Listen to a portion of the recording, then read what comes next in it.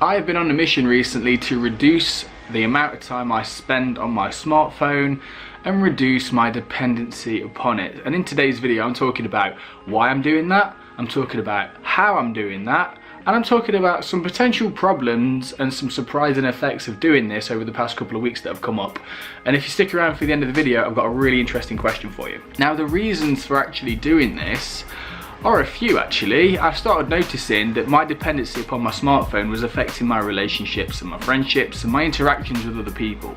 I'd start noticing that during a conversation, I would be paying half attention to the person and half attention to what notifications and messages I might be getting. It's pretty compulsive, addictive behaviour, to be honest. Also, I noticed that I wasn't enjoying myself as much. I had this background level of anxiety or dissatisfaction with whatever I was experiencing.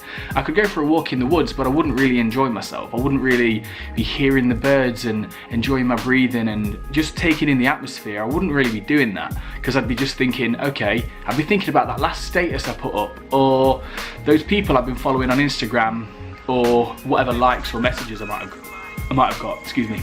Also, another thing is, which is interesting, I'd often find that I'm not as creative. So if I've been checking my phone loads that day, my mind isn't free to sort of just do what it wants and sort of come up with ideas and whatnot. It was really difficult for me to come up with ideas for YouTube videos. It felt quite laboured. And one thing I've noticed is that my creativity comes back the less I spend time on my phone. And bear in mind, guys, just a little something, I've been spending a lot of time on my phone recently. I don't know if you saw the other video, but it's been a lot. But how do I actually do this? Good question.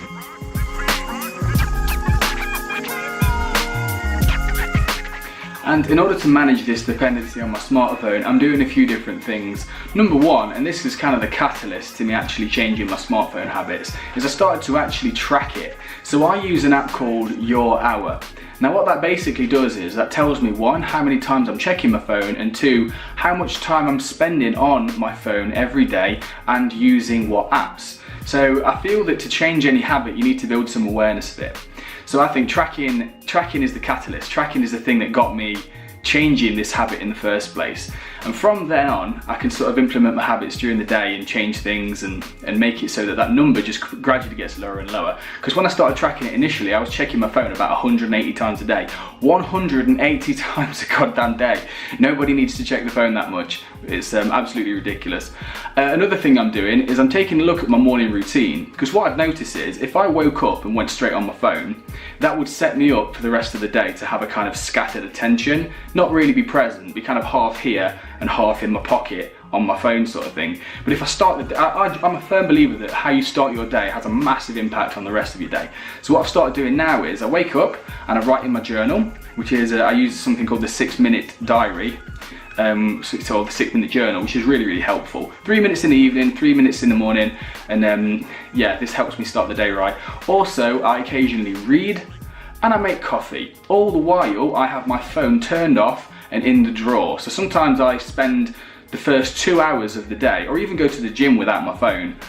In the morning, I spend the first couple of hours without my phone, and that usually sets me off to a good start for the rest of the day. Another thing I've been doing, which really helps, it's really practical, is I've been making it harder for me to use my smartphone.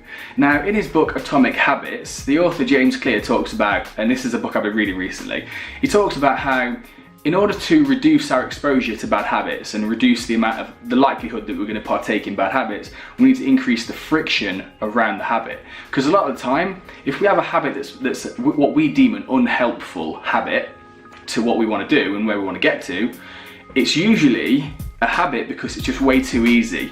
It's too easy to pick my smartphone up and check Facebook and Instagram. It's too easy to do that. It's just in my pocket. I just unlock it and bam, there I am. I'm being pacified. My difficult emotions are being pacified in the moment because it's just too easy. So what I've been doing is, after every time of using Instagram, checking Facebook and everything else, I will install all of those apps, and I'll also turn my phone off. Now, I'm not doing it every time because I'm trying to build that habit in and of itself, but it's mostly working. I'll turn my phone off, uninstall all the apps. So next time I actually want to go and check my phone, it's actually a bit of a ball ache, which makes it a lot less likely that I'm going to check it.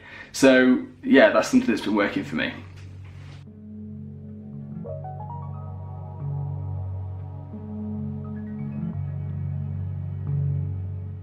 Now, so far it's been going pretty well. I have a few bad days, I have a few days where I don't quite stick to it, and I'm going to mention a few problems that I've come up with as a result of doing this, one of which is music. Now, all of my music is on Spotify and it's on my phone, and that means that now I go to the gym in the morning, I don't take my headphones with me and I don't listen to music, which is okay really, but it is something that I do miss. Another thing is sat-nav. Now, I still use sat-nav, I still use maps on my phone, even if I don't really need to that much. So that might be something that I need to reduce a little, is my dependency upon maps. Because I think we tend to lose our natural orientation skills the more we use maps. Another thing is for work. Now, I'm in the process of building an online coaching business that focuses on fitness, meditation, writing in a journal, and just lifestyle habits, that sort of thing. And in order to do that, I need to post really often on social media to let people know where I am and what I do. And in order to do that, I need to also message people back quite quickly.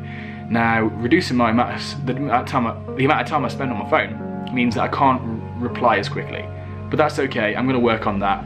I'm just going to treat it like an office.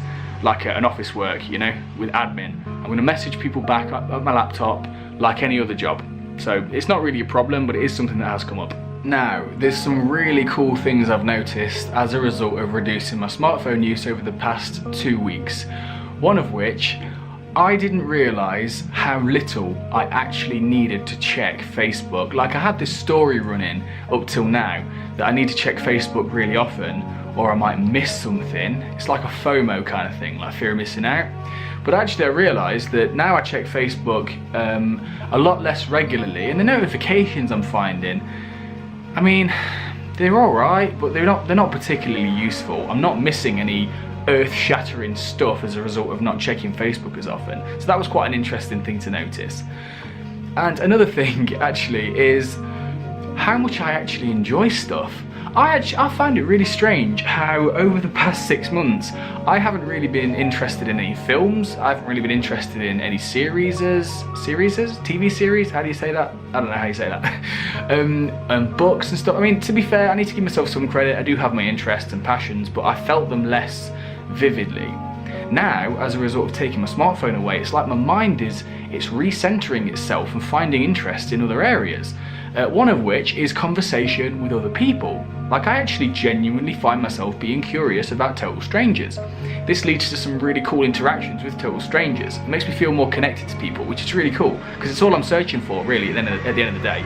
Another thing is that I'm noticing I'm a lot less anxious, I'm a lot less scattered with my attention, I'm a lot more focused, and I'm actually genuinely a lot calmer in my interactions with people and with myself. It's really cool. I'll be at work and I'm not saying that I'm experiencing positive emotions permanently and constant bliss, but I am saying that no matter what my emotions are, I'm there for them and I don't make them worse.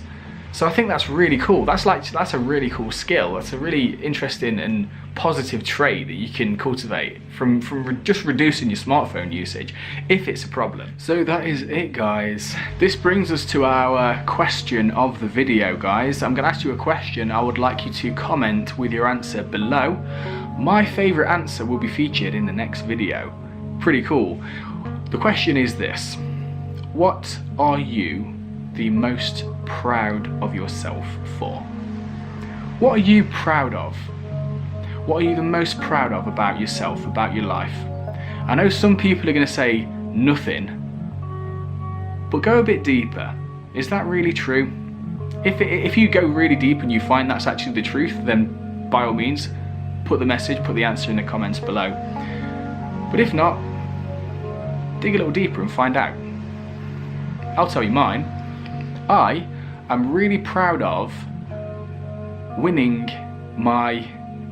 being an MMA fighter. I've not been a cage fighter for a while. I used to fight in mixed martial arts. How crazy is that? And I did really well with it. I was excellent at it, and I'm going to go back to it soon. But I had 3 fights and I won them all. I'm really proud of myself for that. So that is an area that's pulling me back in. I know I'm all zen and sort of meditation focused and etc. But there's a side of me that loves a good scrap. That is the video for today, guys. Take care of yourselves. If you like the video, please consider subscribing to my channel. Also, I'm going to put out a guided meditation soon, so keep an eye out for that as well in the comment section below, or in the info box below. Take care of yourselves.